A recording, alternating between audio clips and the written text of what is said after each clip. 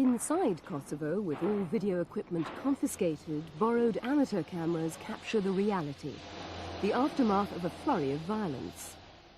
A few hours earlier, a soldier was killed in a shootout between rival factions of the Serbian army, who then went on a rampage through the streets. Also, as people left church, apparently police had fired on them, beaten them up, and left a trail of destruction in their wake. Other innocent bystanders, including priests and women, were taken to hospital with gunshot wounds.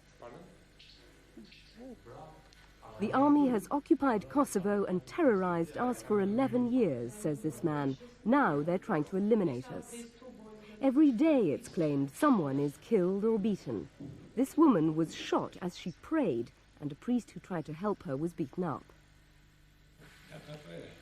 They said they wanted to hang all the priests in Kosovo. What in God's name are they trying to do to us? It's provocation.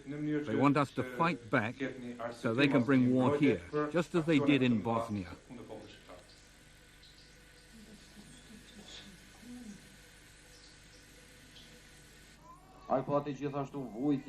During Mass, the priests beg the people to be calm. They warn that an outbreak of resistance will almost certainly bring on the war they all now expect. 90% of the population in Kosovo is Albanian, but still they have no rights and no weapons with which to defend themselves or their families. So the intimidation continues. They say if the Serbs turn on them in the same way they attacked the Muslims in Bosnia, it will be another massacre. Albanians claim to be peace-loving and liberal. So liberal that in a bizarre show of ecumenicalism, many worship in both the churches and the mosques. Their misfortune is that they inhabit an area which the Serbs regard as the cradle of their civilization. Kosovo was the arena for many famous battles with the Turks in the 13th and 14th centuries. For some time, the Serbian-dominated government in Belgrade has encouraged its own people to move into the region. However, the only ones here now are the soldiers and police who constantly patrol the streets. To most Serbs, though, it's a land of peasants, although they acknowledge it as a place of undoubted historical significance that they'll fight to retain. But the former Yugoslavs prefer to stay in the wealthier and more sophisticated towns of Serbia, whilst their policies make life nearly impossible for the people of this province. Today, Albanian children are not allowed to attend schools beyond the age of 15. However, a network of secret schools operates from mosques and private houses. Ironically, Kosovo was given full autonomous status by President Tito 20 years ago. Now, though, it's been annexed into Serbia and the economy starved of government support. Of 1 million people of working age here, only 10% have jobs. We have no rights at all here. We're under occupation. The German occupation of France during the war was nothing compared to this. They deny us our language, our culture, our right to work, even the means to live. It's a flagrant abuse of human rights. In unofficial elections in May, the League for Democratic Kosovo won 90% of the votes. However, Belgrade denounced the result, and the elected representatives know that if they practice their politics openly, they'll be arrested, and patience is wearing thin.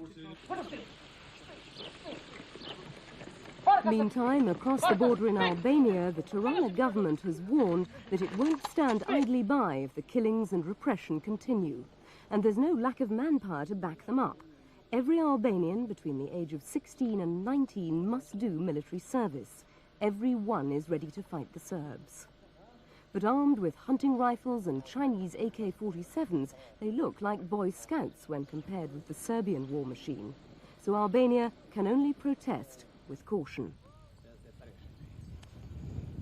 As the rival armies keep a wary eye on each other, the hope that the politicians can come up with a peaceful solution is receding.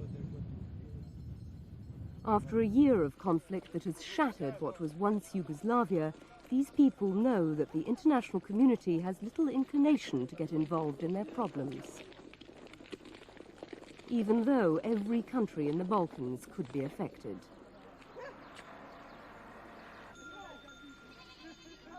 For 40 years, Albania has been the most isolated and poorest corner of Europe, enduring one of the harshest regimes in the communist world. Since their revolution, pleas for real economic help have met with little response from the West. The country is surviving on aid. Now their national boundaries are threatened.